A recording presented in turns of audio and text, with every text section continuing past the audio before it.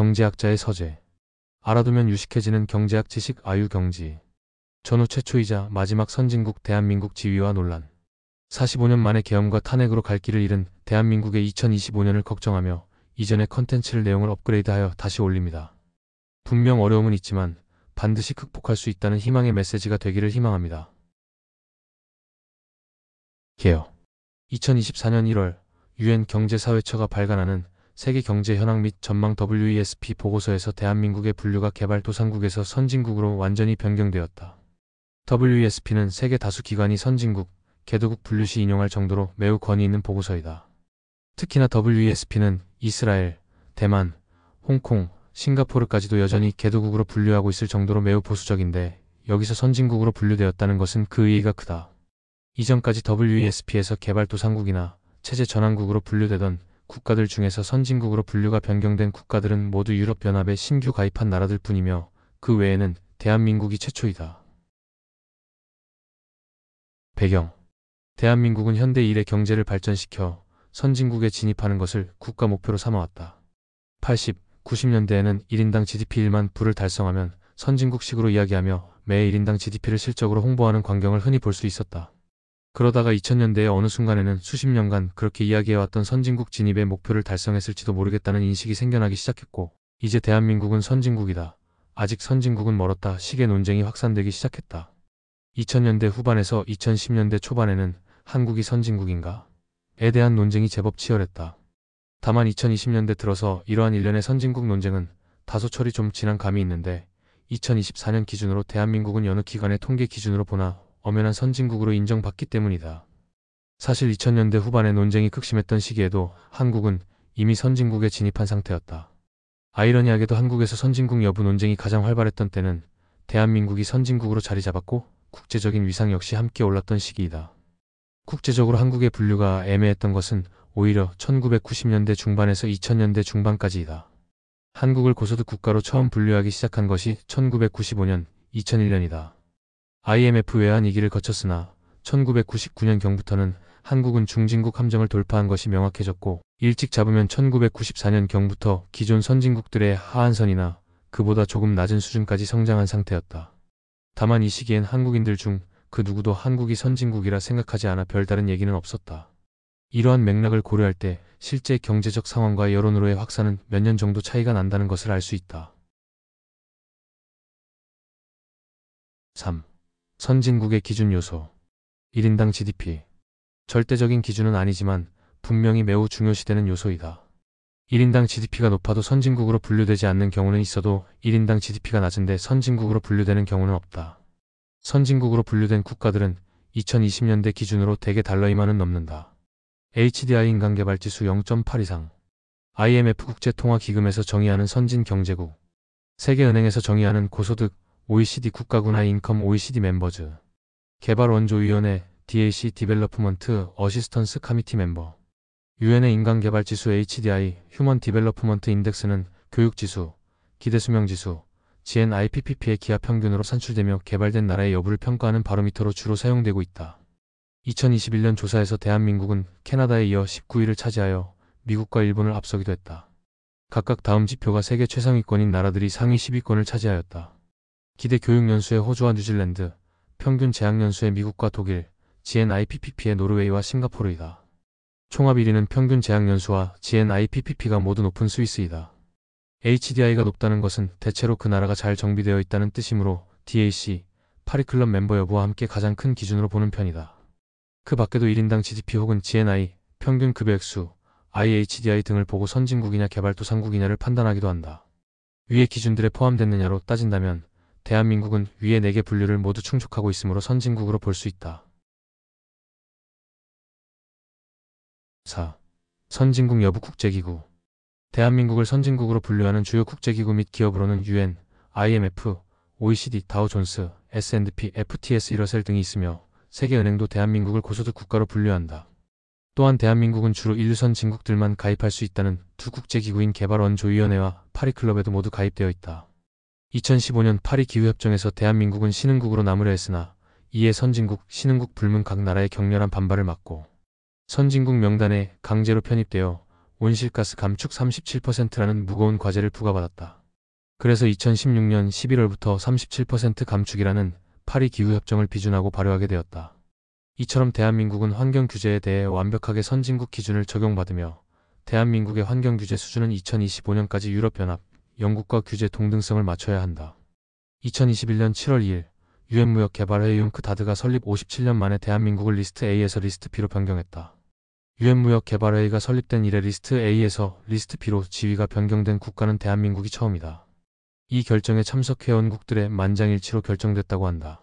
사실상 대한민국이 국제사회에서 선진국으로 통한다는 걸 세계 모든 국가가 인정했다고 볼 수 있다. 다만 유의할 점은 외교부 보도자료와 이를 기반으로 한 언론에서 개발도상국 그룹에서 선진국 그룹으로 변경되었다고 발표한 점과 다소 다르게 리스트 B가 선진국 그룹이라는 것은 암묵적인 인식 내지 인정이며 웅크다드 정관 등에서 A부터 T까지의 회원국을 선진국이나 개발도상국 등으로 직접적인 언급을 하지는 않았다. 즉, 틀린 의미는 아니나 정확한 표현은 아닌 것이다. 웅크다드의 분류와 상관없이 절대다수의 국제기관들은 이미 2000년대 초에서 중반부터 대한민국을 선진국으로 분류해왔다. 2022년 5월 유엔 통계국이 대한민국의 분류를 개발도상국에서 선진국으로 변경했다.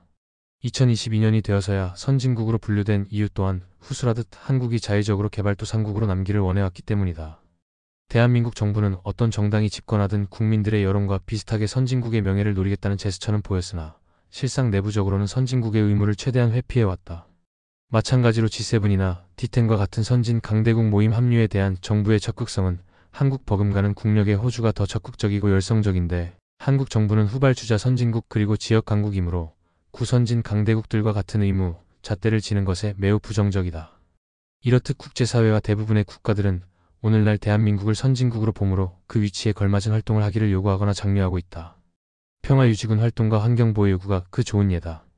다만 소수 기관들은 대한민국을 여전히 신흥국으로 분류하고 있는데 특히 이 중에서도 MSCI 지수의 선진국 미분류는 국제금융시장에서도 매우 유명한 논란거리여서 대한민국에서 많은 비판을 받고 있다. 이는 대한민국 원화의 역외 24시간 환전 허용, 한국거래소의 지수 산출 시스템 공개, 외국인 투자 등록제 개선 등을 MSCI 쪽에서 요구하고 있기 때문이다. 선진국 여부 경제 지표. 전 세계 명목 GDP 합산치는 IMF의 자료에 따르면 2024년 10월 기준 110조 달러가 넘는다. 2024년 10월 기준 대한민국의 1인당 GDP는 36,000달러를 넘어섰다. 그런데 전 세계 평균 1인당 GDP는 현재 14,000달러를 못 넘는다. 만약 여러분이 최저임금만 지급하는 풀타임 직장을 갖고 생활을 하고 있다면 대한민국에서는 기준 중위소득 정도에 위치한 서민이지만 전 세계를 기준으로 한다면 중위소득의 2배를 넘게 버는 상류층에 해당한다. 이쯤만 되어도 고기 반찬을 먹고 옷이 상하면 버리고 새 것을 사 입으며 샤워를 매일 하고 세탁기로 빨래를 하고 싶을 때마다 하고 침대에서 잠을 자며 영화를 보고 싶을 때마다 영화관에 갈 수 있고 개인 컴퓨터로 인터넷을 자유롭게 쓸 수 있으며 평균적으로 2년에서 3년에 한 번씩 스마트폰을 바꾸고 비눈 벌레가 안 들어오며 수도 전기 인터넷 냉난방이 끊길 걱정이 없는 집에서 살고 아플 때 약국이나 병원을 대중교통으로 길어야 30분 이내에 자유롭게 갈 수 있다. 이런 삶은 80억 인류가 사는 지구에서 많아야 10에서 20억 명 정도만 누릴 수 있는 삶이다. 대한민국에서는 최저임금을 받는 사람인데도 말이다. 대한민국은 하위 3%의 빈곤층을 대상으로 한 쌀과 김치 등은 정부에서 지원하고 있으며 무료 급식소 등이 의외로 잘 정비되어 있다. 일하기 어려운 사람도 빈곤층 대책과 별개로 결식 아동에게는 식사 바우처를 지급하고 학교 급식은 대부분 지자체에서 무료로 제공하고 있으며 결식 노인을 위한 급식소를 운영하는 사회복지시설은 정부가 지원금을 지급하고 각 지자체마다 별도 사업이 집행되고 있다. 또한 정상적으로 주민등록이 된 시민이라면 의료보험의 혜택을 받을 수 있어 큰돈 들이지 않고 병원에 갈 수 있으며 젊어서 납부한 국민연금과 노인복지연금 등을 받을 수 있고 치안 상황도 안정적이라 돈이 없다 해도 생명의 위협을 받는 일도 거의 없다. 위생 또한 일반 시민들이 누리는 것과 크게 다르지 않다. 세계 인구 가운데 하루 3끼를 못 먹는 사람이 수십억 명이라는 것을 감안하자면 대한민국의 기반시설은 빈곤층까지 비교적 잘 아우른다는 것이 자명하다. 깨끗한 물을 매일 쓸 수 있고 아플 때 정부 건강보험 지원을 받으며 공공기관 컴퓨터를 통해 인터넷에 접속할 수 있다는 점에서 한국인들은 아무리 최빈층이라도 전 세계에서 20억 명 안에 든다. 애당초 불안 상대적인 개념이다. 경제, 정치, 치안, 삶의 질, 위생, 의료, 복지, 교육, 교통, 정보통신기술 인터넷, 행정 서비스 접근성 등 모든 분야의 지표를 고려해봐도 대한민국은 선진국이라는 것에는 의심의 여지가 없다. 5. 도달 시기. 대한민국이 어떤 시점에 선진국에 도달했는가에 대해서는 의견이 분분하나 전반적으로는 아무리 늦어도 2000년대 말부터는 선진국에 진입한 상태라는 쪽으로 의견이 모아지고 있다. 통계에 따라 다르기는 하지만 한국은 이르면 1990년대 중반 내지 2000년대 초반부터 국제적으로 선진국이나 못해도 선진국에 준하는 수준의 국가로 분류되기 시작했으며 세계 금융위기를 극복한 2009년 하반기에서 2010년부터는 95%의 지표에서 대한민국을 선진국으로 분류하고 있다는 것이 확인된다. 아래 내용에서도 문화나 사회 면모까지 반영하는 선진국이라는 개념에 비해 경제 관련 선진국 분류에 편입된 시기는 상대적으로 더 이른 편임을 확인할 수 있다. 여러 지표들과 사회상 변화를 보면 한국이 선진국에 진입했다 볼 수 있는 가장 적절한 시기는 2002년인데 2001년 IMF 외환위기가 끝나 경제 주권을 회복한 이듬해이고 한일 월드컵의 성공적인 개최와 겨울연가의 방송으로 한류 열풍 기반 마련과 국가 위상을 발전시킨 데다가 브라질의 GDP 규모를 처음으로 추월한 해이기도 하다. 다음 해에는 참여정부가 들어서고 대만의 1인당 GDP를 처음으로 추월했으며 주호일제가 법제화되었다. 다만 2000년대 후반까지는 한국이 경제적으로 선진국에 진입한 지 얼마 안 된 시기였기에 한국이 선진국이라는 인식은 해외, 특히 서양에서 매우 옅었으며 2010년대로 접어들 무렵에 와서야 한국은 본격적으로 선진국으로 인식되기 시작했다.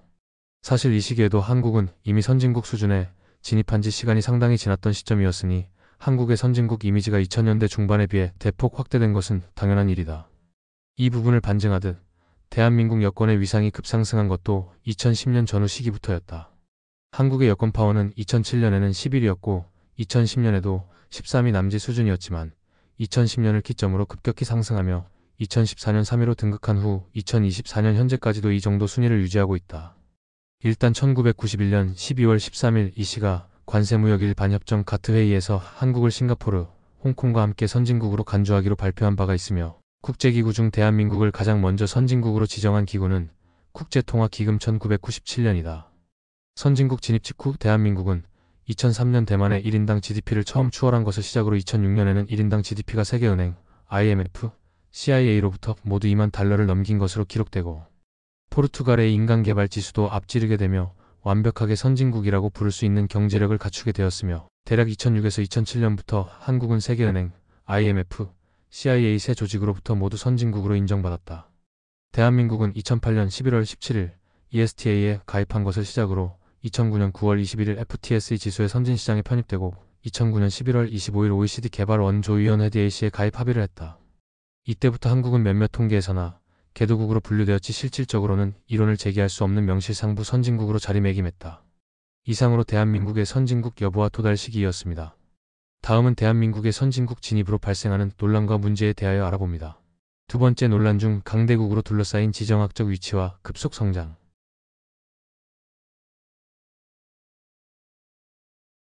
6. 논란 강대국으로 둘러싸인 지정학적 위치. 사실상 이것이 가장 큰 이유라고 할 수 있다. 요약하면 한국인들은 한국이 경제, 문화, 사회적 선진국보다는 군사, 정치적 강대국이 되기를 원하기 때문에 이런 말이 나오는 것이다. 실제로 한국은 이르면 2010년대 중반부터 튀르키예, 스페인 등을 넘어섰고 현재는 이탈리아, 브라질과 어깨를 나란히 하는 강대국의 최소급의 엄청난 국력을 가지고 있고 군사력 자체는 현재 세계 5위로 영국, 일본보다 높으나 주변국들이 하필이면 미국의 패권에 도전하는 인구수 2위 나라, 한때 미국과 한판 전쟁을 벌였고 전후에도 미국의 경제를 위협했던 과거 식민 지배국, 미국과 양강체제였던 과거 초강대국 러시아, 핵무기를 보유하며 미국을 자극하는 세계 최악의 독재국가 북한 등 엄청난 상대들이라 한국인들이 객관적 기준으로는 한국의 국력이 상당한 체급이란 것을 전혀 체감하지 못하고 있다. 심지어 동아시아의 정세에는 지구 최강대국 미국까지 개입하고 있다. 일본은 한국과 군사력이 비슷하다고는 하나 일본은 해군이 강한 반면 한국은 육군이 강해서 호랑이와 상어의 싸움과도 다를 바 없기에 누가 강하고가 의미가 없다. 대다수의 한국인들은 노르웨이, 스웨덴, 덴마크, 벨기에, 네덜란드, 스위스, 핀란드 등 경제적, 사회적, 문화적으로 전 세계에서 최상위권 선진국이지만 그 지역에서 헤게모니를 갖지 못하여 강대국으로 보지 않는 유럽의 중소규모 경제 부국들에게는 사실상 큰 관심이 없다. 이런 나라들을 두고 세계대전 때 금방 점령됐던 약한 나라들 또는 인구가 적으니 폭지로 퍼주기나 해서 잘 사는 것이지 진짜 선진국이 아니더와 같은 반응을 보이기도 하는데 이것 자체가 많은 사람들이 선진국과 강대국의 의미를 혼동하고 있다는 명백한 증거이며 지금의 지역 강국 수준 이상으로 더욱 강력한 국력을 갈망하고 있다는 증거이기도 하다. 이는 일반 국민들의 인식만 그런 것이 아니라 언론마저 선진국과 강대국의 의미를 혼동하는 모습을 보이기까지 한다. 대표적인 예시로 인구 감소로 반쪽짜리 선진국도 되지 못한다는 식의 기사가 있으며 해당 기사는 선진국과 강대국의 기본 사전적 개념을 혼동하는 무지함을 보여준다. 역사를 살펴보았을 때 한반도에서 한민족이 세운 나라들은 원삼국 시대 이후로 고려 말원 간섭기, 조선 중기 임진왜란과 병자호란, 19세기 말부터 20세기 초중반까지 등 몇몇 시기를 제외하면 꾸준히 세계에서 10에서 20위권의 세력을 가졌던 지역 강국이었으며 더 나아가 고구려나 발해처럼 여수전쟁에서 수나라를 상대로 대승을 거두고 만주와 연해주 지역까지 영토를 확장하였으며 주변국에 강력한 영향력을 행사하는 강대국이었던 적도 있었다. 하지만 역사 이래 한반도 근처 주변 지역에는 늘 지역 패권을 거머쥔 강대국이 하나 이상 존재했고 그 때문에 여러 번 온국토가 쑥대밭이 되었으며 가장 최근엔 일본이 쳐들어와 일제강점기로 고유문화가 말살당할 뻔했던 경험과 함께 기껏 간신히 독립했더니 몇 년 지나지 않아 6.25 전쟁으로 인해 원치 않았던 동족 상잔을 겪고 적화통일 당할 뻔하며 중국이 쳐들어와 한반도 전체가 초토화된 트라우마를 아직 벗어나지 못했다. 특히 20세기 초중반만 해도 주변 강대국인 일본과 중국이 각각 식민통치, 한국전쟁을 통해 서울의 일장기, 오성홍길을 걸었던 적이 오래전도 아니고 100년도 안 된 현대사에 있던 일이다.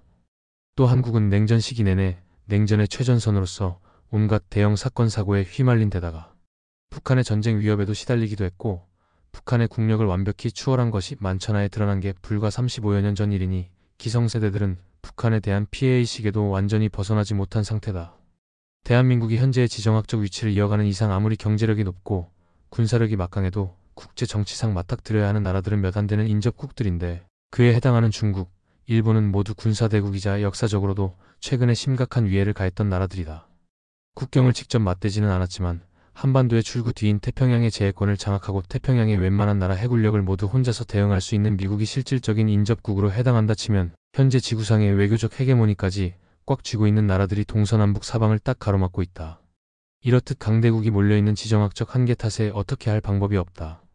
거기다 1953년 이후에는 당장 휴전선 북쪽을 차지한 북한을 제압하지 못하고 대치하면서 대남 도발과 핵 위협에 시달릴 수밖에 없는 상황 역시 한국이 헌법상 본토로 명시해놓은 한반도의 지역 패권조차 완전히 장악하지 못하는 안타까운 현실을 잘 보여준다.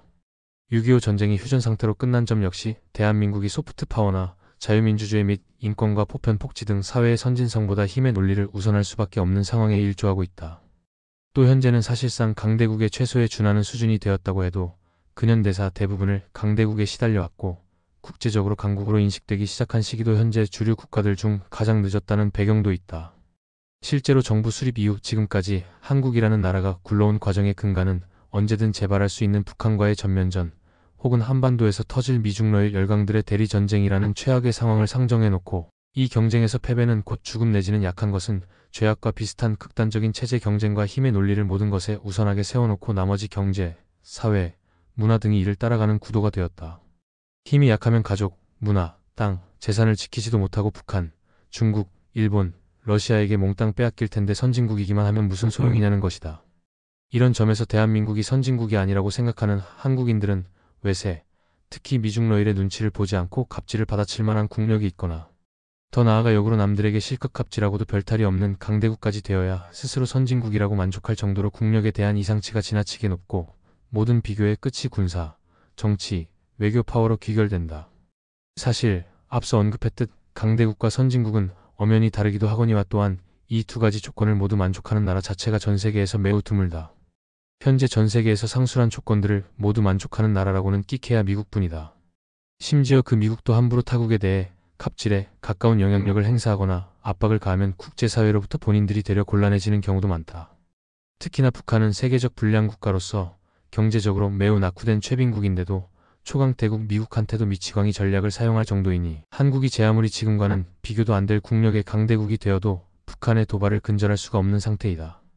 이런 이유들로 대한민국이 아래에 나올 문제가 모두 해결된 최우수 초일류 선진국이 된다 해도 한국인들은 대한민국이 적어도 인근 강대국인 중국과 일본, 러시아 중 하나라도 압도할 수준이 되기 전까지는 여전히 우리나라는 제대로 된 선진국이 아니다 라는 피해의식을 가질 것이며 이는 향후 외교기조의 과격화에 적지 않은 영향을 줄 수 있다. 그나마 이웃 강국들과 비교하여 한국이 능가할 수 있거나 비비는 부분이라면 중국 상대로는 한국이 1인당 GDP를 능가하며 러시아 상대로는 한국이 경제 분야 전반에서 우위며 일본 상대로는 1인당 GDP를 이미 능가했으며 군사력도 대등하다. 급속 성장. 이것도 한국의 선진국 콤플렉스에 매우 큰 영향을 미쳤다고 할 수 있다. 경제력을 비롯한 국력이 타국에 비해 급속히 성장했기에 다른 선진국들에 비하여 한참 늦은 2000년대 초 중반에 선진국으로 진입한 선진국 막차로서 대한민국이 국제적으로 선진국으로 인정받는다는 사실을 국민들이 제대로 체감하지 못하는 경우가 많은데, 이는 농업, 경공업이 국가 중요 산업이고 절대 빈곤이 질비하던 때 태어난 1950에서 70년대 출생자들이 아직 대한민국 사회에서 중역을 맡고 있기 때문이다. 가령 한국을 일본과 비교해보자면 일본은 지속해서 돈을 왕창 써서 자국을 홍보하며 외국의 일반인들에게도 일본이라는 선진국을 인식시켰다. 애초에 일본은 에도 막부 이전부터 아시아 가운데 가장 활발한 대외무역 정책을 펼쳐 이미 임진왜란 당시의 국력이 조선을 압도했고, 근대에는 전쟁 패망 직전까지 식민지를 통한 제국주의 노선을 펼쳐 비서구권의 유일한 제국주의 국가이자 아시아의 강대국으로 인식되었으며, 더 나아가 1980년대 일본 거품 경제 시절에 일본인과 일본 기업들이 그야말로 무차별적인 외국 자산 싹쓸이에 나서며 일본이라는 나라 자체를 세계적으로 각인시키는 데 성공했다. 이로 인해 일본에 대한 긍정적인 인식, 부정적인 인식 둘 다 극대화된 것은 물론이다. 이때 일본이라는 나라가 경제적으로 성공했다는 점을 알리는 데에는 부족함이 전혀 없었다. 반면 한국은 외부에 자신들의 발전한 국력을 인식시키려는 데에 일본과 비교하지 않아도 매우 소극적인 편이었기에 2000년대 말에서 2010년대 초까지만 해도 경제 규모와 실질적인 국력에 비해 국가 인지도와 존재감이 굉장히 빈약했다. 한국은 아직도 여러 부분에서 다른 선진국들에 비해 덜 성취되었고 아직도 문제가 되는 부분들이 존재하나 이는 의식이 변화해야 하는 경우가 많아 시간이 필요한 문제다. 사실 한국의 사회 문제로 알려진 것들도 알고 보면 대다수가 선진국들도 공통적으로 가지고 있는 사회 문제들이다. 반면 대한민국은 이러한 선진국 진입을 산업화 시작 이후 불과 40년 만에 해냈으며 산업화 시작 시점에서는 캄보디아, 케냐만도 못한 수준이었다. 수백 년 동안 차근차근 발전했기에 경제개발 과정에서 비롯된 사회 문제들을 돌아보면서 해결하기가 비교적 수월했던 서방권 선진국들과 정반대로 한국은 문자 그대로 맨땅과 맨손만 가지고 모든 것을 시작하여 반세기도 지나지 않아 선진국이 된 만큼 성장에만 집중하느라 성장 과정에서 불거진 사회 문제를 다듬기는커녕 관심을 가질 여유조차 없었다. 경제적인 부분만큼은 6에서 70년 만에 주류 선진국들을 어느 정도 따라잡았을지언정 의식 수준이 변화하기에 6에서 70년이라는 시간은 매우 짧은 시간이다. 이 때문에 세대 갈등도 타국 이상으로 더 심할 수밖에 없다. 더구나 이미 수백 년 전부터 민주주의 체제를 유지해온 서양과 정반대로 한국은 민주화가 된 것이 불과 40년도 안 되기에 독재 정권 시절의 잔재를 완벽히 청산하지 못한 것도 어찌 보면 당연한 일이다. 다만 한국은 제2차 세계대전 패전 30년도 안 되어 선진국에 진입한 일본과 스페인 내전 종전 40년도 안 되어 선진국에 진입한 스페인에 비해서는 전쟁 패망 이후 선진국 진입까지의 기간이 확연히 긴 편이긴 하다. 그러나 일본은 행적과는 별개로 애초에 패전 이전에도 아시아권의 열강으로 자리 잡았을 정도로 탄탄한 국력과 공업력, 첫 노벨상 수상자를 배출할 정도로 탄탄한 인적 인프라를 갖추고 있어 이를 기반으로 경제를 회복하는 일이 한국과 비교도 안 될 정도로 수월했다. 스페인 역시 내전 이전에는 1인당 소득 수준이 일본보다 높은 나라였던 데다가 제국주의의 원조였던 만큼 기본 인프라도 풍부하여 한국처럼 인력밖에 없던 나라는 아니었고, 내전 이전에도 대규모 제철소와 근대식 조선소는 말할 것도 없고 1900년대 초부터 자체적인 자동차와 항공기 개발 기업까지 갖추는 등 중공업 기반은 탄탄했으며, 스페인 내전 이후에는 중립국을 표방하여 제2차 세계대전 당시 추가적인 전쟁 피해는 막았던 덕분에 경제 회복에도 유리했다. 심지어 현재 한국보다 경제 규모가 작거나 1인당 소득이 한국보다 낮은 국가들 중에서도 이미 100년 전에 자동차, 총기, 항공기를 만들던 나라들은 주요 강대국 외에도 오스트리아, 체코, 슬로바키아, 튀르키예 등등이 있다. 조선이 농사짓던 시절에 이들은 기술 격차가 이 정도였고 한국이 정말 자체적으로 자동차, 항공기를 만든 건 현재 시점에서 오래되지 않았다. 중국도 최빈국 시절 덩샤오핑의 1978년 개혁 개방으로부터 2010년 G2 진입까지는 32년밖에 걸리지 않았으나 중국은 아편전쟁 이전까지는 아시아의 종주국이자 서구 열강들도 함부로 건드리지 않는 세계 최강 대국 중 하나였기에 어떻게 보면 중국은 혼란스러웠던 근현대사를 겨우겨우 수습하고 자신의 원래 자리로 돌아가는 것에 가깝다. 더구나 중국은 강대국일지언정 선진국은 절대 아니고 중진국에 진입한 지도 얼마 지나지 않았을 뿐더러 그 선진국 진입조차 힘들어지고 있는 형국이다. 비유하자면 일본과 중국의 경제 발전은 기본 체력이 탄탄했던 사람이 심하게 얻어맞은 후 오랜 기간 꾸준한 치료를 받으며 과거의 체력을 완전히 회복한 것과 같은 셈. 반면 한국은 기본 체력이라고 할 건 죄다 빨려놓고는 자해까지 시전한 처참한 상황에서 시작해 미국의 보호가 있다고 해도 주변의 다른 체제의 강적 중에 강적들이 셋 북한, 중국, 소련이나 있던 냉전의 최전선이었으니 안보적으로도 매우 불안한 상황 속에서 국가를 꾸려가야 했다. 게다가 대한민국은 역설적으로 북한 때문에 산업화가 더욱 빠를 수밖에 없었다. 1960년대에서 1970년대까지 북한은 남한보다 잘 살고 강력했기에 대한민국은 끊임없이 적화통일 위협을 받았다. 더욱이 1980년대까지도 군사독재 정권이 자신들의 치적을 자랑하고자 산업화를 내세우기도 했으니 어쩔 수 없이 기존 그리고 여타 선진국과 차원이 다른 산업화가 필요했다. 한국은 착취만 당하고 전쟁으로 잿더미가 되었기에 식민지, 근대화론이 전혀 정당성이 없어서 비판을 받지만 바꿔서 말하면 오히려 그러한 수모를 겪었기에 한국은 더더욱 강해져야만 한다는 것에 대한 정부와 국민들의 일치하는 목표의식이 생겨날 수 있었고 이것이 급격하고 강력한 근대화 산업화의 추진력이 되었다. 국가 소득과 체감의 문제, 삶의 질, 선진국의 의무 회피. 논란 국가 소득과 체감의 문제. 한국에서는 오랫동안 1인당 GDP가 몇 달러이면 선진국이니 조금만 온 국민이 힘을 합쳐 노력합시다라는 총소득 지상주의적 경제관을 국민에게 주입해왔다. 1994년에는 1인당 GDP 1만 달러를 기준으로 이야기한 경우가 많았고 2006년을 전후로 1인당 GDP 2만 달러를 돌파하고 2017년에 3만 달러를 돌파하면서 이제 중진국 함정에서 벗어나 1인당 GDP 4만 달러를 넘어 진정한 선진국이 되자는 주장을 조성하기 시작했다. 실제 대부분의 서방 선진국이 1인당 GDP 2만 달러를 달성한 것이 1990년대 초반에서 2000년대 초반이며 2000년대를 전후하여 1인당 GDP 4만 달러를 달성했다. 한국에서는 이를 기준으로 선진국의 1인당 GDP만큼에 이르면 유수의 선진국처럼 당시 한국이 생각하는 이상적인 사회가 도래하리라고 생각했다. 그러나 실제로는 국민소득이 과거에 비해서 월등히 증가했어도 삶의 질이 크게 나아지지 않아 선진국에 진입하지 않은 것이 분명하다고 생각하게 한다. 하지만 통계적으로 삶의 질을 계측할 때 각종 재화의 소유 여부 및 기대 수명 등을 위주로 보면 1만 4천에서 1만 6천 달러 이상부터는 삶의 질과 소득이 비례하는 정도가 급격히 떨어져 큰 차이가 없게 된다. 개발도상국이라 해도 5천 달러 넘어가면 굶어 죽는다든지 아픈 곳 치료할 돈이 없어서 죽는 사례는 많지 않으며 질적인 차이가 있지만 선진국에서 누릴 수 있는 인프라, 인터넷, 스마트폰 등 자체는 대부분 누릴 수 있다고 보면 된다. 사실상 상위권 중진국과 선진국의 생활 수준 차이는 특수 가전제품, 명품 구매, 해외여행 향유 여부 등 세부적인 수준의 차이만 있다고 봐도 무방한 수준이다. 이민 인구 수요도 1만 6천 달러를 경계로 일부 국가를 제외하면 급격히 떨어진다. 그 정도 되면 굳이 이민이라는 리스크가 큰 선택을 하지 않아도 자국에서 누릴 수 있을 만한 것은 거의 다 누릴 수 있기 때문이다.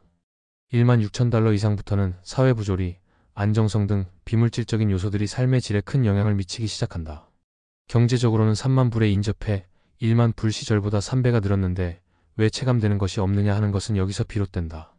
이를 이스털린의 역설이라 한다. 가령 세계 최부국 룩셈부르크의 1인당 GDP는 한국 1인당 GDP의 4배에 육박하지만 룩셈부르크 사람이 누릴 수 있는 삶이 한국 사람의 삶에 비해 4배로 우수한 것은 아니다. 반대로 일본의 잃어버린 10년 중반에도 한국의 평균적인 대기업 부장 연봉이 일본의 평균적인 근로자 연봉보다 낮았다고. 당시 일본의 평범한 근로자의 생활 수준이 한국의 대기업 부장과 완전히 똑같은 수준이었던 것도 아니다. 그리고 버블 경제에서 잃어버린 10년 시기 일본의 1인당 GDP는 대개 세계 3에서 4위를 차지했고 1988년, 2000년에는 세계 2위를 기록하기도 했을 만큼 북유럽은 물론 스위스, 룩셈부르크에 비견되는 수준으로 높았지만 그럼에도 당대 일본 서민들의 삶의 질은 당시 중진국의 최대 수준이던 한국 서민보다도 크게 나을 바가 없다는 말을 들었다.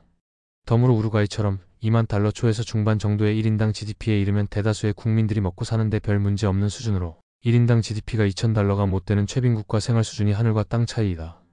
달러를 기준으로 한 이러한 경제 지표가 잘 체감되지 않는 것에는 인플레이션으로 인해 당시의 달러와 지금의 달러의 가치가 다르다는 점도 한몫한다. 즉, 소득이 수치상 늘었어도 그냥 달러 가치가 하락해서 덩달아 오른 게 아닐까 싶은 것이다. 논란 국가 소득과 체감의 문제. GDP 계산 관련. 보통 소득 지표는 시장 환율로 환산한 값과 PPP 구매력 평가로 환산한 두 가지가 같이 사용된다. 통상 국민 생활 수준의 1인당 GDP PPP가 더 적합하다는 의견도 있지만 결국 해외에서 수입하는 물건은 명목 환율로 구매할 수밖에 없고 또 명목 환율로 실제로 구매력 상승이 가능하며 PPP가 오히려 국민의 실제 삶과 동떨어진 데이터를 내주기도 하기에 상호 보완적으로 참고해야 한다. 오늘날 공산품의 경우 세계의 공장 중국에서 다 만들어내니 수출, 수입의 제약이 적은 물건이라면 전 세계적으로 일물일가에 점점 가까워지고 있다. 그러나 인건비, 부동산 가격, 서비스업은 이민의 장벽 때문에 일물일가가 이루어지지 않고 있다.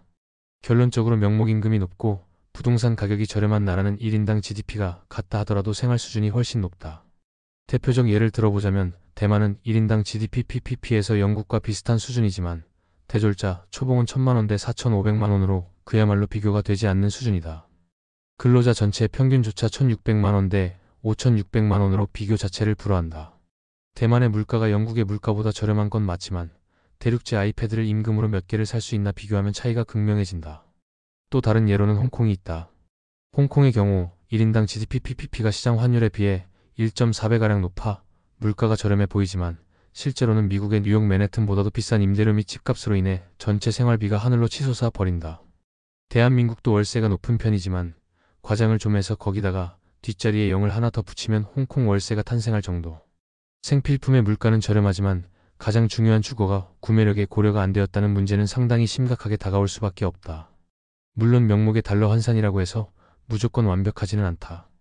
예를 들어 일본에서 전세계 금융 상황 및 대외적인 이유로 갑작스레 엔고가 된다고 한들 일본 국민이 일본 내에서 엔고가 된 비율만큼의 실질적인 소득 상승을 경험할 리가 없다. 물론 자국 화폐 가치가 절상되면 물가가 떨어져 구매력이 오르긴 하지만 무조건 국민소득 상승분만큼 구매력이 올라가는 것도 아니기 때문이다. 간단히 자신이 받는 금액에서 급격한 엔고로 20% 엔의 가치가 올라간 것과 환율은 변동 없이 20% 엔화를 더 받는 것은 달러 환산 시에는 그 가치가 같으나 사실 이는 경제적인 영향이 미치는 것도 물론이고 개인 소득 생활에도 차이가 크다. 여하튼 명목 달러 환산이든 PPP 환산이나 완벽하다고 보긴 어려우나 PPP의 환율로는 해외의 물건을 수입할 수 없고 또 환율 가치가 그 나라의 수준을 보여주므로 명목을 바탕으로 PPP를 추가로 고려하는 것이 무난하다 할 수 있겠다. 논란 삶의 질. 한국 사회의 후진성을 이야기할 때 OECD 통계에 나타나는 낮은 삶의 질, 긴 노동시간 등이 꼭 언급되곤 하는데 한편으론 이 긴 노동시간조차도 어느 정도는 양질의 직업 요건에 들기도 한다는 점을 지적하는 경우도 있다. 노동시간이 길다는 것은 그 시간만큼 고용되어 있다는 뜻이므로 파트타임으로 일하는 노동 비중이 적다는 뜻이기 때문이다. 물론 한국의 낮은 삶의 질, 긴 노동시간 등 같은 부분은 한국이 더욱 살기 좋은 국가가 되려면 반드시 개선돼야 할 큰 문제점이고 실제로 OECD에서 지적받기도 했다. 대한민국 정부 수립 이후 2000년대까지 정부가 집중해온 국민의 삶의 질 개선 노력은 경제 측면에 집중되어 왔다. 그것 때문인지 노동자 문제에는 아주 소홀해서 2000년대 이전에는 토요일에도 낮 시간대에 노동을 당연시했고 낮 오후 시간대에도 지상파 방송에서는 정파를 쏘아 보냈던 시절이 있었다. 그러다가 2004년부터 공공기관을 위시로 한 주 5일제 노동이 실시되어 점차 민간 기업에도 확산되었고 21세기 들어 인터넷, 케이블 방송 대중화와 지상파 24시간 시대가 열리면서 문화 다양성이 보장되어 지금은 이전에 비하면 생활의 질이 많이 개선된 것이다. 삶의 질이나 국민 행복도 같은 지표는 사회를 반영하는 중요한 정보이므로 흘러넘기면 안 되지만 그렇다고 그런 추상적인 가치들에 너무 매몰되어서 한국이 낮게 나온 지표들만 들이밀며 한국이 선진국이 아니라고 주장하는 것 또한 올바르지 못하다. 그마저도 최근 들어서 상기된 문단에서 언급된 노동시간도 과거에 비하면 괄목할 수준으로 감소하여 한때 2200시간 이상을 상회하던 노동시간이 현재는 1900시간으로 감소했다. 반대로 말하면 한국 사회에서 주간의 기초한 행복도에 관해 사람들이 불만을 표하고 논쟁이 이루어지기 시작했다는 것은 그만큼 한국 사회가 이제는 인간다운 문제에 신경 쓸 수준으로 발전했으며 이런 문제점들을 어떻게 개선할지 고민할 정도로 여유가 생겼다는 방증이기도 하다. 사실 프랑스도 여유로운 노동 환경을 만들려고 오랫동안 국민들이 치열한 투쟁을 거쳤다. 다시 말해 사람들이 쉬고 싶다고 정부에 항의한 끝에 쟁취한 결과다. 희한하게도 프랑스에서는 그렇게 힘겹게 얻은 노동시간이 주 35시간 국가 발전을 저해하게 한다는 여론이 거세다. 그래서 노동시간을 늘리자는 주장이 일각에서 꾸준히 나왔다. 이런 급성장의 이면에서 나타난 문제점들을 인식하고 고쳐야 하는 것은 사실이나 문제점이 나타나는 것 자체를 단순히 한국의 태생상 한계로 몰아붙이는 것은 부당한 지적이다. 지금 한국이 겪는 사회 문제는 이전 서구나 일본 등에서도 비슷한 식으로 나타났기 때문이다. 19세기에서 20세기 유럽에서 사회주의가 뜬 것도 아동 노동력 착취 등 열악하기 그지없는 노동인권 상황이 한몫했다. 단지 현 대다수의 선진국들이 근대화를 하던 당시엔 워낙 인권 자체가 열악해서 사람의 시체와 뼈 위에 근대화를 쌓아 올리는 게 용이했을 뿐이다. 그 당시엔 세계 각국에서는 산업화 과정에서 사람이 얼마나 죽던 이슈조차도 되지 않았다. 지금 같으면 생각하기 힘들지만 출산율도 워낙 높았고 집에서 기껏 키운 자녀들이 산업 현장에서 죽어가도 국가적으로 문제조차 안 되던 시기가 유럽, 북미, 일본이 산업화를 하던 19세기였다. 한국은 근대화가 20세기에 이루어졌으니 늦은 편이었고 1960년대 한창 근대화 시기에는 인권이란 것이 국제적으로 화두가 되던 시대여서 그의 영향을 받아 국내에서 투쟁도 많았다. 시기의 문제일 뿐 현재 한국을 포함해 선진 경제를 누리는 국가들의 근현대 역사를 살펴보면 참혹한 시기를 겪은 사람들이 많았다. 단지 한국은 근대화가 늦어서 그 시작의 시점이 20세기라는 상당히 지금으로 봐도 가깝게 느껴지며 인권의식도 비교적 이전에 비해 깨어있던 시기라는 게 특징인 것이다. 물질 문화와 비물질 문화 간 괴리를 좁히고 경제성장 위주로 짜였던 시스템 전반을 사회의 질 상승이라는 새로운 목표에 맞게 수정하려면 적잖은 시간이 당연히 걸린다. 다른 선진국들도 모범으로 삼는 북유럽 국가들도 알고 보면 그만한 안정성을 구축하고자 정말 오랜 시간을 투자하고 노력한 것이지 절대로 한순간에 지금의 복지 시스템을 구축한 게 아니었다. 예컨대 스웨덴의 경우 총리가 암살당할 정도로 반대파의 위협이 거셌어도 복지국가란 방향성을 잃지 않고 유지하여 지금의 복지 시스템을 이룩한 것이다. 논란 선진국의 의무 회피. 위 단락들과 달리 속으로는 선진국인 것을 인정하지만 선진국임을 인정하면 불리하기에 아닌 척을 하는 것이다. 선진국으로 분류되는 나라들이 국제사회에서 더 많은 책임을 요구받기 때문이다. 파리협정에서 개도국 지위를 유지하고자 하는 것은 이 이유가 크다. 이건 어느 정도 형평성 문제가 있으므로 개발도상국으로 분류하는 게 맞기는 하다. 예를 들자면 환경오염의 경우 1800년대 중후반부터 석탄 왕창 떼우고 증기기관 돌리던 유럽과 북미에 비해 역사적인 기록에 따르면 대한민국에 설립되어 한국인 기업이 기술과 운영권을 가지고 대한민국 법인 소유로 최초의 동력을 사용하는 근현대적인 공장이 들어서서 가동한 시기는 1969년이다. 반면에 거의 모든 환경협약의 선진국 그룹 국가들이나 러시아와 동유럽 국가들은 아무리 늦어도 1910년대부터 자주적으로 산업 발전을 해왔으니 이야기가 다르다. 적어도 2040년쯤 돼서 선진국 자동 편입을 한다던가 하는 조건이면 납득이 가나 현실적으로 국제사회가 납득이 가지 않는 불평등한 요구를 하는 부분도 있다. 그러나 앞의 이야기는 교토의정서 이야기로 대한민국은 교토의정서 당시 개발도상국이 맞았으므로 교토의정서에 가입하지 않았다. 하지만 2015년 제정된 파리 기후협정에서는 실질 배출량 기준으로 선진국과 개발도상국을 분류하였으므로 대한민국은 세계 4위 온실가스 배출국이라는 오명과 함께 선진국 클럽으로 지정받고 말았다. 다행히도 대한민국 정부는 2017년 파리 기후협정을 발효시켰고 대대적인 온실가스 감축 정책을 펼쳤다. 초반에는 개도국이 주로 사용하는 배출전망 BAU 방식을 사용하였으나 문재인 정부가 집권하여 선진국들이 사용하는 방식인 절대 감축량으로 바꿨다. 대한민국 정부는 2011년 10월 10일 온실가스 자체 규제안을 마련하고 대기업들의 일일이 목표치를 배분함으로써 교토의정서보다 더 강력한 환경규제 카드를 꺼내든 상태인데 지구온난화가 워낙 심하여 선진국을 넘어 일부 상위권 개발도상국에 대한 온실가스 감축 문제도 꾸준히 거론되었고 2020년부터는 어차피 교토의정서에 따라 감축을 해야 하니 미리 선수를 쳤다고 볼 수 있다. 그 밖에도 한국에선 선진국이라는 평판을 받는 것 자체는 이미지, 체면 때문에 국민들이 받아들이지만 국제사회에 사건이 일어나 선진국의 의무나 책임을 져야 할 땐 우리가 무슨 선진국? 이러면서 온갖 이유를 들어 책임을 회피하고 방기하곤 한다. 실제로 21세기 이후 대한민국이 국제사회에서 비난받는 부분의 대부분이 여기서 발생한다. 난민 문제, 노동 문제 등 국제기준에 충돌하는 이슈들이 꽤나 많다. 이상으로 선진국 대한민국 지위와 논란사에서 국가 소득과 체감의 문제, 삶의 질 그리고 선진국의 의무 회피에 대하여 알아보았습니다. 7. 선진국 진입 요인. 탄탄히 걸어온 산업화. 1950년대의 1차 산업과 미국의 원조로 연명하던 한국은 1960년대 후반부터 서독 광부 파견과 월남전 파병 등으로 벌어온 차관을 중공업 발전에 투자하면서 눈부신 경제 발전을 이룩했다. 그리고 한국은 여기서 만족하지 않고 1980년대부터 반도체, 모바일 산업에 집중 투자했고 그 결과 제3차 산업혁명에 안정적으로 정착했다. 이후 주요 선진국들과 비교해도 연구개발에 높은 투자를 하면서 오늘날에는 제4차 산업혁명 또한 뒤처지지 않고 따라가며 높은 발전을 이룩하고 있다. 즉, 많은 인구를 부양하는데 특출난 산업인 제조업을 자국에서 육성하는 데 성공, 완벽하게 갖추어내 국부를 탄탄히 유지하였던 것이다.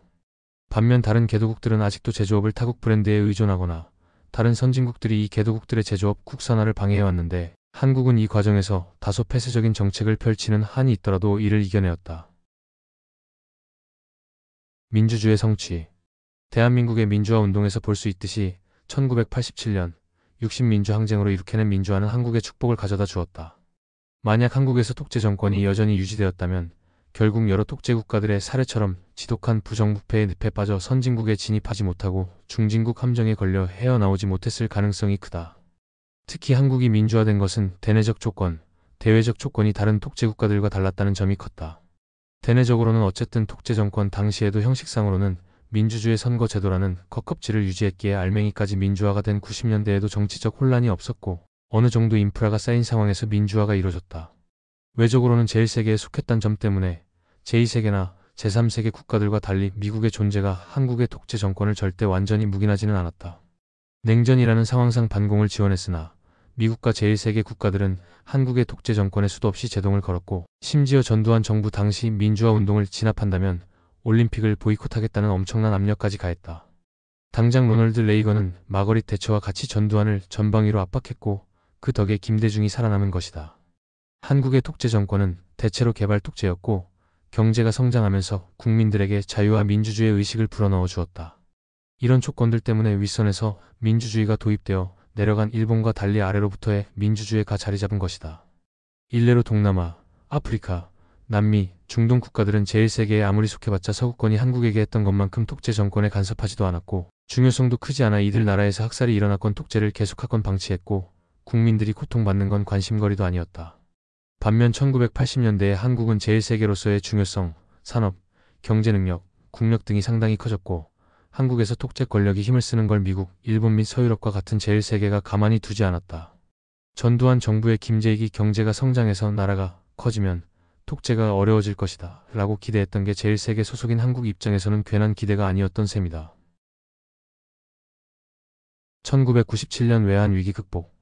IMF 외환위기는 한국에게 치명적인 상처를 안겨주었지만 결국 한국은 자국의 경제 모델을 개선하고 경제 체력과 경제 건전성을 크게 향상시켜 훗날 대침체나 대봉쇄와 같은 세계적인 경제 위기가 발발하는 상황에서 다시 넘어지지 않고 버텨내며 선방하고 있다. 만약 한국이 IMF 외환위기를 제대로 극복하지 못했다면 다른 신흥국처럼 저하된 경제 체력 탓에 선진국 문턱을 넘지 못하고 위기가 들이닥칠 때마다 계속 넘어졌을 것이다. 결국 이 아픔을 계기로 기존 2차 산업이 3차 산업, 4차 산업으로 연계되는 효과를 얻었다. 오히려 IMF식 이공계 과학기술을 천대했다가 기업들이 다 낮아빠진 이후로는 서브프라임 모기지 위기 이후 이공계를 우대하는 식으로 대우가 달라졌다. 물론 2010년대까지도 과학기술, 이공계에 대해 처우가 안 좋다는 비판과 수도권 집중이 가속화되었다는 비판점은 많았지만 이런 지적이 계속 나오는 것만 해도 상당한 개선의 의지가 있었던 것이며 기술과학연구기 초과학의학 등은 한국에서 어찌되었든 소득, 안정성, 그리고 계층 간 이동이라는 면에서 유리하다고 말할 수 있는 직종이다. 한국의 두뇌 유출 역시 해외로 나가는 고생이나 어려움보다도 자국의 대우가 낮다는 인식도 커져 2010에서 2020년대 이후로 많이 줄어들었다는 점이 매우 큰 장점으로 현재도 두뇌 유출은 자국에서 사는 이 차별과 고통을 감내하고 해외로 떠나는 개발도상국 국민들을 바라봐야 하는 개도국 정부들의 가장 큰 고민거리이다. 이제는 한국이 개발도상국의 이민자를 받아들이는 입장으로 바뀌었다. 한국인들의 선진국을 향한 갈망과 의지. 만약 한국인들의 발전하겠다는 끝없는 열의가 없었다면 선진국으로 발돋움할 수 없었을 것이다. 대표적으로 잘 살아보세라는 노래처럼 당시 국민들은 경제 발전에 대한 강렬한 열망이 있었다. 많은 제3세계 국가들이 지정학적으로 한국보다 더 높은 잠재력을 지녔음에도 여전히 선진국으로 발돋움할 수 없는 이유로는 그 국가의 국민들이 서로 갈등이 심하거나 단결되지 못하고 토지개혁을 비롯한 선결 조건들이 충족되지 못해 선진국이 되겠다는 갈망과 의지가 없거나 크지 않기 때문이다. 8. 선진국 콤플렉스? 대한민국 사회는 오래전부터 선진국 콤플렉스를 알아왔다. 지금 같은 시점에서 선진국 콤플렉스를 계속 붙들고 있는 것은 존재하지도 않는 대상을 향한 질투로 제사를 깎아먹는 꼴이 될 뿐이다. 이제는 롤 모델을 선정하더라도 복지면 복지, 금융이면 금융, 산업이면 산업 등 부분적인 면에서만 롤 모델을 선정하고 이를 비판적으로 수용하는 태도를 갖춰야지 덮어놓고 선진국을 따라 하자고 말하는 건 사실상 아무 목표도 없이 발전을 꿈꾸는 거나 다를 바 없는 일이다. 요컨대 선진국은 주관적인 수치 행복도 등보다는 객관적인 수치 경제력, 정치체제의 형태 등과 상대적으로 높게 나타나며 균형이 잡혀있는 국가 이상도 이하도 아니다. 그런데 사람들이 전자와 후자를 혼동하면서 선진국 콤플렉스를 앓게 된다는 뜻이다. 선진국이라는 명제가 모두가 행복하거나 모두가 도덕적으로 완벽한 나라라는 이야기와 관계가 없다는 사실을 인정해야 이 콤플렉스가 비로소 사라질 수 있다. 즉, 마약과 범죄가 만연한 국가인 미국도 모두가 선진국이라 하고 있다는 의미이다. 대한민국은 대다수의 한국인들도 모르는 사이에 이미 선진국이 되었다. 작금의 선진국 콤플렉스는 엄연히 수단이어야 할 선진국으로 가는 과정과 정책이 목적으로 변질된 주객전도 현상이며 그 때문에 수많은 사회적인 갈등이 불거졌음은 물론이고 국민들에게 모든 면에서 무조건 최고가 되어야 한다고 몰아붙이며 상당한 스트레스를 주는 것도 사실이다. 대한민국이 물질적인 수치에 비해 국민들이 실제로 체감하는 행복도가 낮은 것도 이와 무관하지 않은 것을 생각하면 선진국 콤플렉스는 분명 문제가 있다. 앞으로는 정부와 사회가 객관적으로 대한민국을 진단하고 무작정 비현실적인 목표를 내세우기보다 현재 맞닥뜨린 문제와 잘못된 점이 무엇인지 짚어내고 이를 고쳐 끊임없이 개선하는 쪽으로 변화해야 할 것이며 또 국민들도 무작정 욕심을 부리지 말고 절제하며 여유로운 마음가짐을 이어가는 자세가 필요할 것으로 보인다. 그러나 선진국 콤플렉스와 선진국에 대한 열등감이 그저 해악만 있던 것은 아니다. 어쩌면 선진국이 되고자 하는 그러한 욕망과 열등감이 실제로 한국을 선진국으로 이끈 것일 수도 있다. 지금은 좀 지난 얘기지만 과거에는 선진국 중에서 특히 이웃 일본을 보면서 일본 수준으로 선진화되어야 한다는 열망이 컸다. 일본이 하는 것이라면 일단 따라 해보고 일본에 뭔가 좋은 게 있다 싶으면 거의 표절 수준으로 한국에서 똑같이 만들거나 기술 훔쳐오기 등 과거에는 이런 경향이 심했었다. 물론 이 경우는 과거 식민 지배를 했던 일본을 상대로 우리가 그들을 따라잡고 또 이겨야 한다는 정서 일종의 폭수심도 반영되었다고 볼 수 있지만 기본적으로 우리는 아직 부족하며 앞으로 훨씬 더 발전해야 한다는 선진국 콤플렉스의 영향도 무시할 수 없다. 이러한 선진국 콤플렉스가 일종의 호들갑으로 발현된다는 의견도 있다. 예를 들면 한국에 치하는 세계 최상위권이지만 한국인들은 범죄에 대한 불안감과 두려움을 느끼는 비율이 매우 높다. 한국의 의료 인프라 역시 괜찮은데도 자신의 건강에 문제가 있다고 생각하는 사람의 비율은 OECD 상위권이다. 관련 자료 2015년 8월 12일 전경련이 리서치에 의뢰해 19세 이상 성인 남녀 800명에게 현재 한국 경제의 수준을 물어본 결과를 보면 응답자의 40.9%가 한국이 중진국이라고 답했고 34.2%는 중상위권 수준이라고 평가했으며 중하위권도 17%나 되었다. 이는 한국이 완전한 선진국에 진입한 지 10년이 다 되어가던 2010년대 중반에도 무려 응답자 중 75% 이상이 한국이 중진국 수준에 불과하다고 여기고 있었다는 것이다. 한국이 선진국이라고 말한 사람의 비율은 겨우 4.1%였는데 후진국이라고 말한 비율이 3.7%로 선진국 답변 비율과 거의 차이가 없었다는 것을 감안하면 당시 한국에서 선진국 콤플렉스가 어느 정도로 심각한 수준이었는지 짐작할 수 있다. 2019년 한국국제문화교류진흥원에서 외국인들에게 한국에 대한 이미지를 물어본 결과 중화권과 개도국들에서는 70% 이상이 한국이 선진국이라고 답했고 서구권 선진국들에서는 50% 이상이 한국이 선진국이라고 답했다고 한다. 다만 일본인들은 단 23%만이 한국이 선진국이라고 답변했다. 1인당 GDP 한정으로 미국도 능가했던 나라가 사반세기도 안 되어 과거 식민지랑 비등비등한 수준이 되었다는 게 인정하기 싫나보다. 한국이 유엔에 의해 선진국으로 분류된 직후인 2021년 8월 컴퓨터공학자 박태웅 1963년생은 눈 떠보니 선진국이라는 책을 썼다. 정치적 판단을 유보하고 객관적으로 보면 2010년대 후반까지도 한국인 상당수가 한국을 선진국으로 간주하지 않았다는 이야기가 된다. 2021년 11월 2일 문화일보의 여론조사에 따르면 20대 64.0%, 30대 52.6%, 40대 54.6%, 50대 55.8%가 한국을 선진국으로 본다고 답했다. 2021년 12월 31일자 매일경제의 여론조사에 따르면 국민 중 10명 중 8명 81.7%의 대한민국은 선진국이라고 답했다. 2022년 대한민국 정책브리핑에서는 한국인 66%가 대한민국은 문화선진국이라고 답했다. 위에서 보듯 2020년대 초반에 들어와서야 한국의 선진국 콤플렉스가 다소 완화되긴 했지만 오늘날에도 한국에서 선진국 콤플렉스가 완전히 없어진 것은 아니다. 완화 2020년대에 들어서 선진국 콤플렉스는 많이 줄었다. 이는 몇 가지 이유를 꼽을 수 있다. 1990년대 일본의 장기 침체 한국인의 선진국 진입에 대한 열망은 따지고 보면 일본에게 지기 싫다는 정서와 일맥상통했다. 우리나라와 가장 가까운 곳에 있는 선진국이지만 역사적으로는 앙금이 있고 반드시 이겨야 할 숙적이기도 하지만 한편으로는 롤모델이기도 한 나라가 일본이었다. 한창 한국이 선진국을 선망하고 있을 1980년대에 일본은 거품 경제의 절정으로 다른 선진국이 보아도 부가 넘쳐 흐르는 상태였다.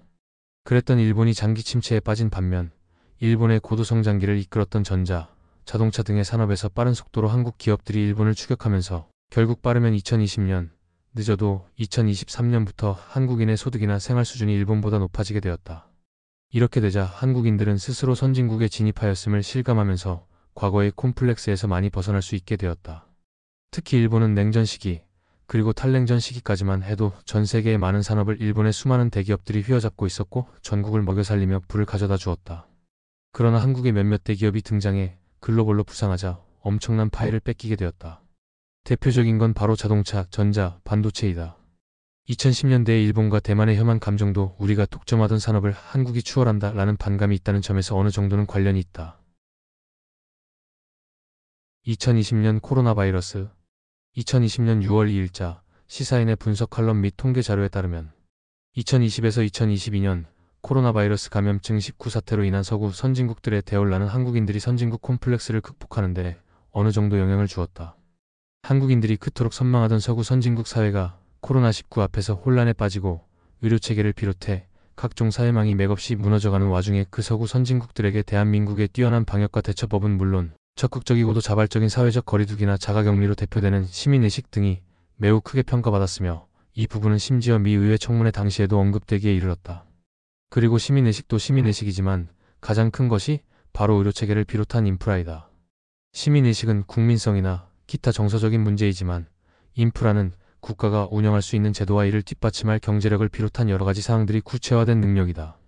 한국인들이 막연하게 서구 선진국들은 당연히 이런 점에서도 앞서 있을 것이라 생각하였으나 막상 코로나19 사태 때 이는 제대로 작동하지 못했고 애초에 그 기반조차 제대로 못 갖췄다는 현실이 한국 국민들에게 적나라하게 밝혀진 탓에 그 환상이 깨졌다.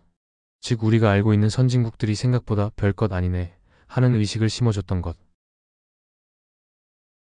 2022년 러시아, 우크라이나 전쟁.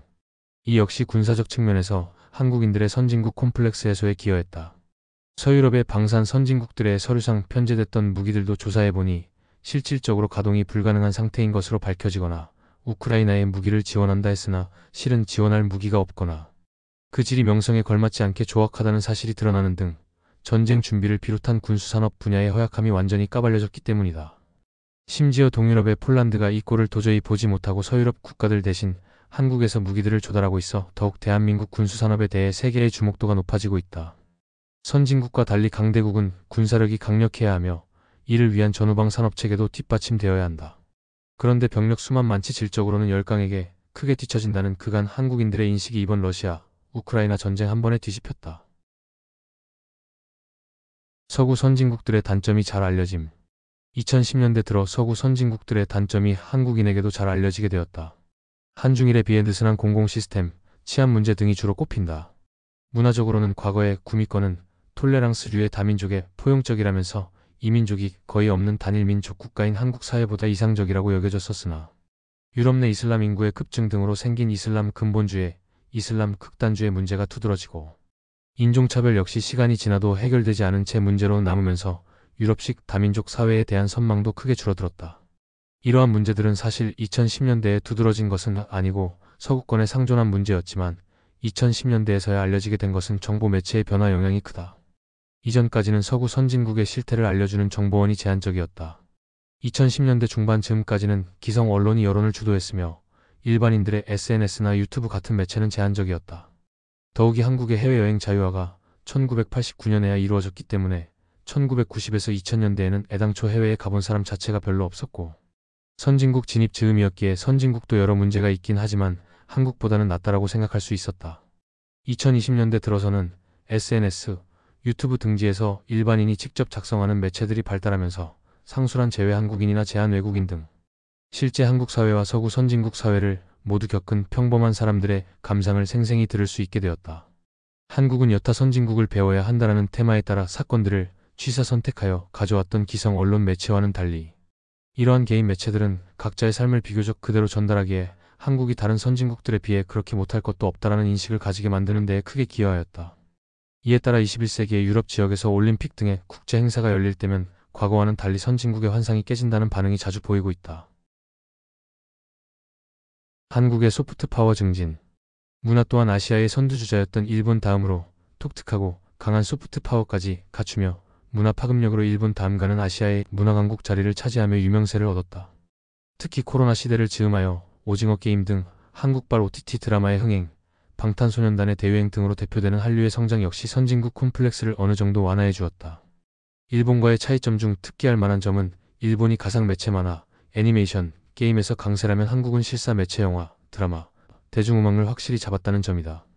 한국과 일본 외의 아시아 국가들은 소프트 파워를 만들기 힘든 독재국가나 개발도상국, 경제 규모가 지나치게 작은 나라들이 태반이며 이 때문에 아시아발 문화에서 익숙한 언어로서 만화 애니메이션으로는 일본어, 영화 드라마 대중음악으로는 한국어라는 표준 인식이 잡혔을 정도로 문화가 정착했다. 이 역시 엄밀히 따지자면 한류는 이미 1990년대 후반부터 성장한 것이다. 다만 2000년대 초반까지는 팬층 대다수가 중화권, 동남아시아에 국한되어 있었고 2010년대 초반까지는 아시아는 말할 것도 없고 서양에서도 팬층을 끌어모으긴 했지만 서양에서는 한국에서의 J-팝과 비슷하게 마니아층의 전유물이라는 이미지가 강했다. 그러다 2012년 강남스타일의 국제적인 대유행을 기점으로 한류가 서양 대중에게도 널리 퍼져나가다 코로나 시기에 그동안 쌓여온 잠재력이 한꺼번에 터져나온 것이라 할 수 있다. 9. 마지막 선진국 여부. 인터넷에서 많이 보이는 주장 중 하나로 대한민국은 선진국 막차를 탄 나라이며 이후 개발도상국이 선진국으로 진입하는 것은 매우 어려워졌다는 주장이다. 결론적으로 말하자면 한국과 비슷한 즈음 혹은 그 뒤에 선진국이 된 나라가 적기는 해서 아주 틀린 얘기는 아니지만 문자 그대로 한국이 마지막인 것은 아니다. 한국과 비슷한 시기에 선진국에 진입한 국가로는 아시아의 4마리용인 한국, 대만, 싱가포르, 홍콩을 들 수 있다. 다만 이들은 한국에 비하면 경제 발전에 좀 더 유리한 위치에 있었다. 그런 상황을 보면 인력만 있고 그동안 있던 인프라도 전쟁으로 다 소멸된 한국에 비하면 유리했다. 특히 싱가포르, 홍콩은 도시국가 정도의 규모로 대체로 이런 소규모 경제 권역은 경제 선진화가 좀 더 유리하기 때문에 대만이 그나마 한국과 비슷한 예라고 할 수 있다. 2010년대 중후반에는 체코, 슬로바키아, 발트 3국, 슬로베니아, 크로아티아 등 일부 동유럽 국가들을 선진국으로 보는 시각이 어느 정도 있다. 일단 대체로 여러 국제기관에서도 지표상 이들을 한국 이후의 선진국으로서 분류한다. 이는 EU 가입 이후 영국, 독일, 프랑스, 오스트리아, 스웨덴, 핀란드, 네덜란드, 이탈리아, 스페인 등 서유럽 국가들이 지원한 덕이 크다.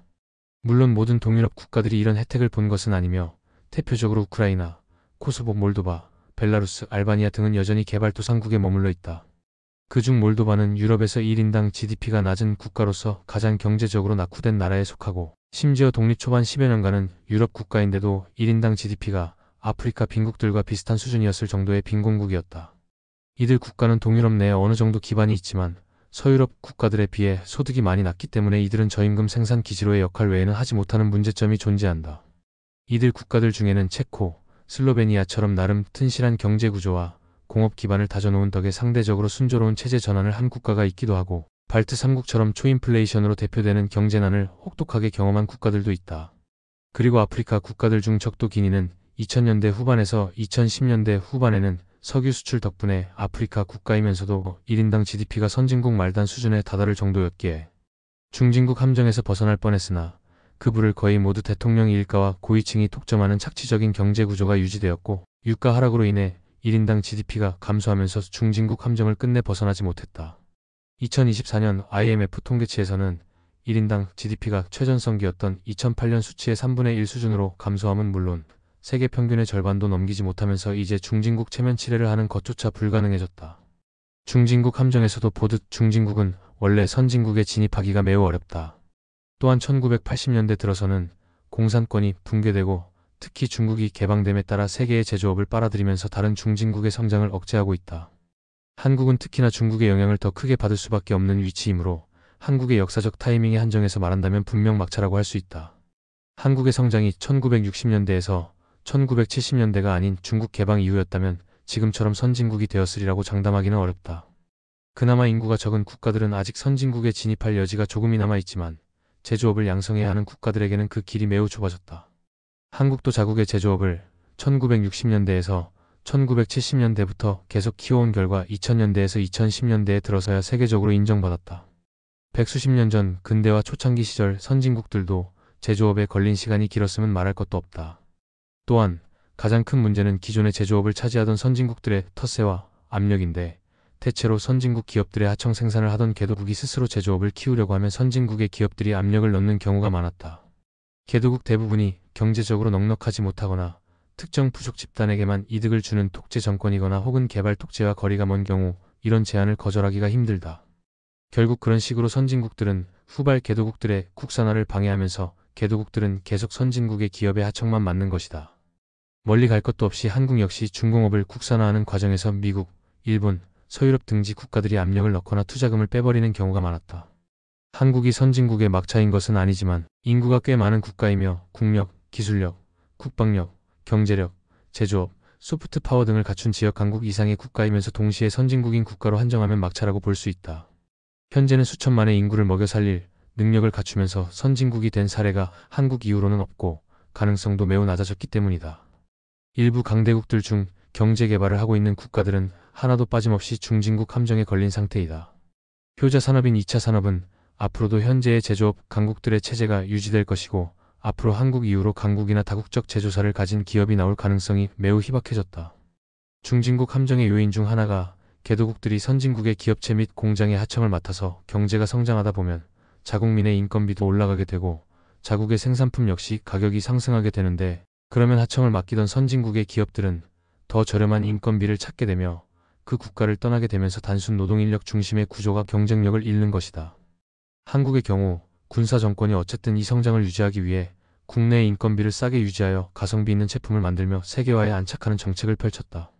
이렇게 되면 노동자들을 싼 임금으로 운용할 수밖에 없지만 한국의 군사 정권은 그 적은 임금으로 국민들이 먹고 살 수 있도록 물가 관리, 해외 자본의 침투 방어, 식료품 및 생필품을 국가에서 철저하게 개입하며 제한했다. 현재 다른 개발도상국들은 그러한 정책을 펼치지 못해 노동자들은 노동자대로 적은 임금을 받고 물가는 잡지도 못하며 중진국 함정의 수렁에 빠져드는 것이다. 이런 극단적인 폐쇄적인 정책을 펼치면서 선진국에 진입한 한국도 그 기간이 박정희 정부의 60년대를 시작으로 쳐도 50년에서 60년가량 걸린 끝에 세계적인 선진 강국으로 취급받은 것인데 다른 개도국들은 21세기에 이런 폐쇄적인 정책을 펼치기가 매우 어렵다.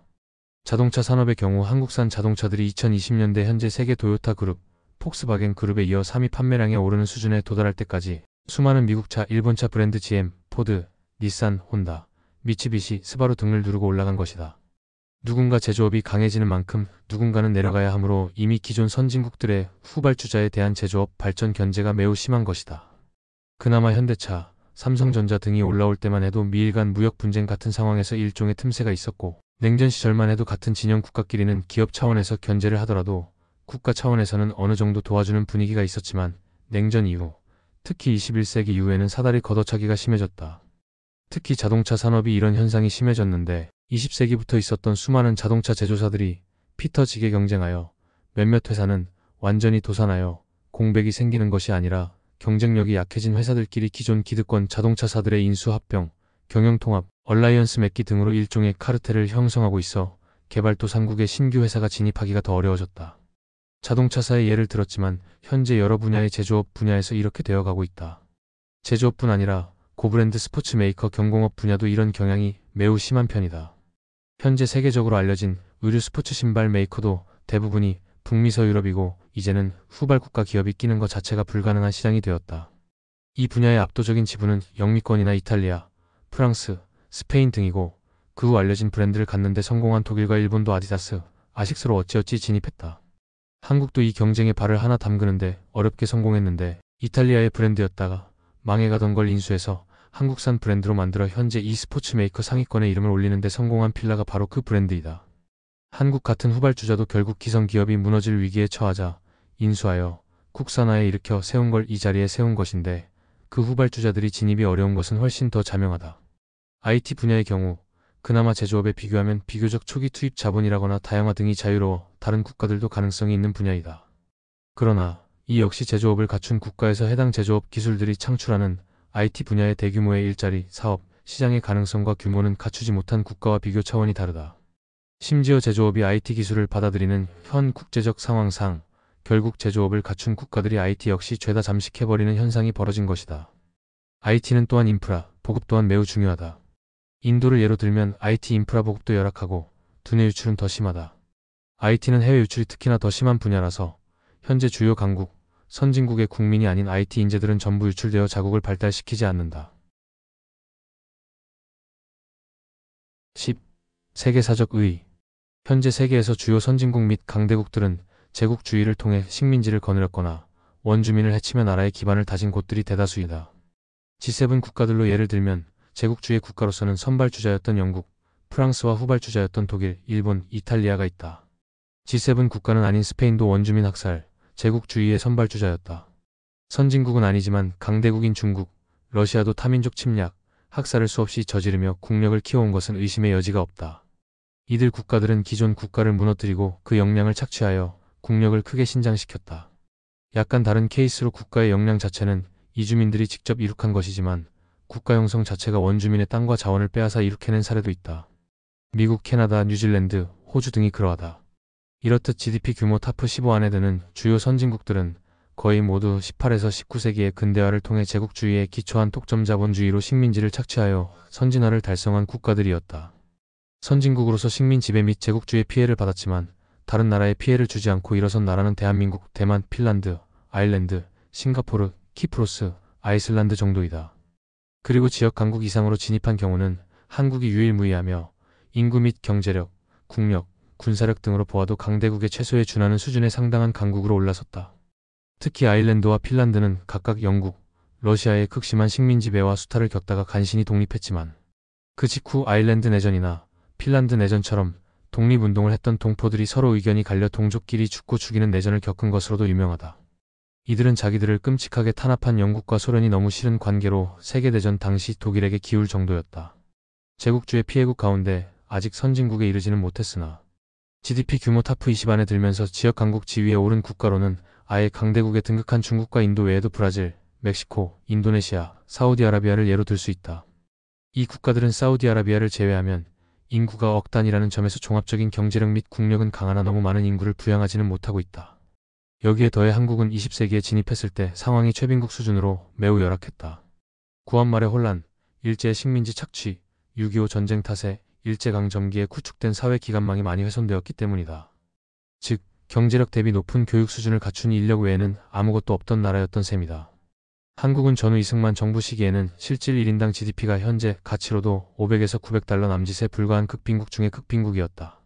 그런 국가가 50여 년 만에 지금처럼 완전한 선진국으로 자리 잡은 경우는 세계사에서 유례를 찾기 힘들며 GDP 규모 탑 15 안에 드는 주요 선진국 중 근 100년 사이의 최빈국이었던 국가는 한국이 유일무이하다. 대한민국의 체제, 경쟁 대상인 북한에 비해서도 비교할 수 없을 정도로 비약적인 성장을 이루었다는 점은 사회학, 인류학적으로도 좋은 연구거리가 된다.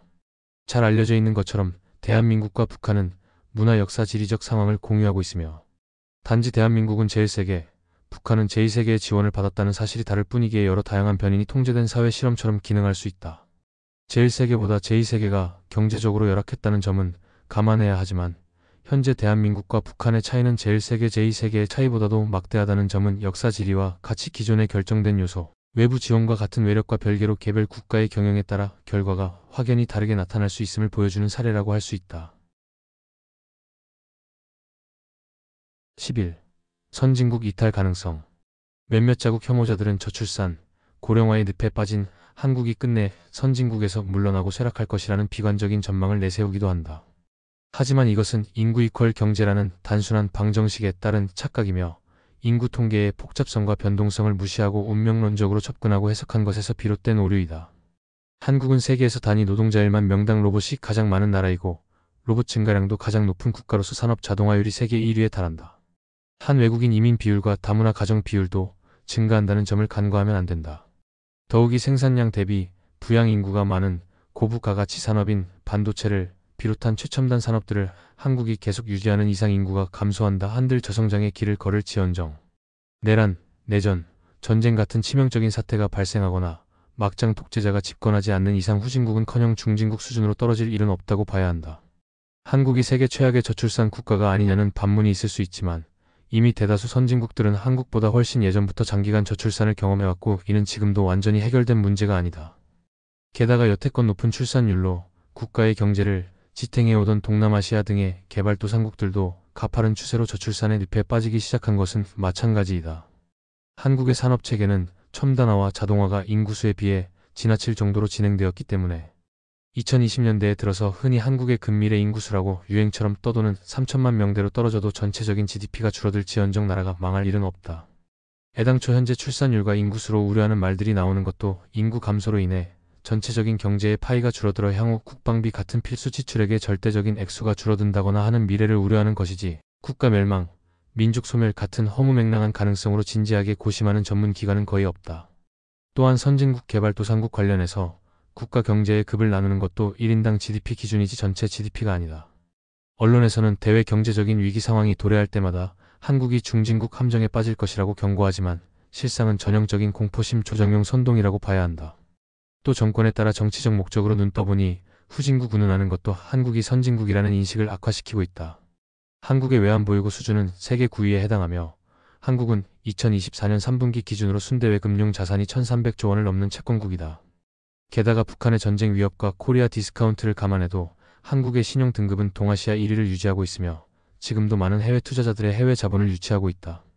그만큼 한국의 경제 체력과 금융시장 신뢰도가 과거 1997년 외환위기와 달리 매우 견고해졌다는 뜻이다.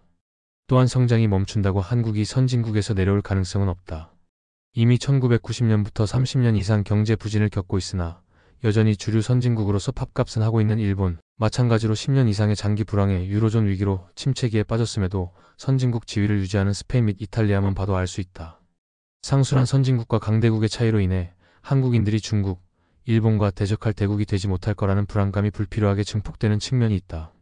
이 같은 인식 때문에 인구가 감소하면 선진국이 못 된다라는 인식마저 팽배하게 공유되는 것이다. 물론 인구수가 선진국의 기준으로 작용하는 것은 아니며 지구상에서 5천만 이상의 인구를 가진 국가가 사회 안정과 경제 번영을 이룩한 사례는 매우 드물다. 사실 상술한 것처럼 한국의 이러한 불안 심리는 한반도 특유의 지정학적 국제 정세 때문에 이러한 의견이 표출되는 것도 있다. 이상으로 전후 최초이자 마지막 선진국 대한민국 지위와 논란이었습니다.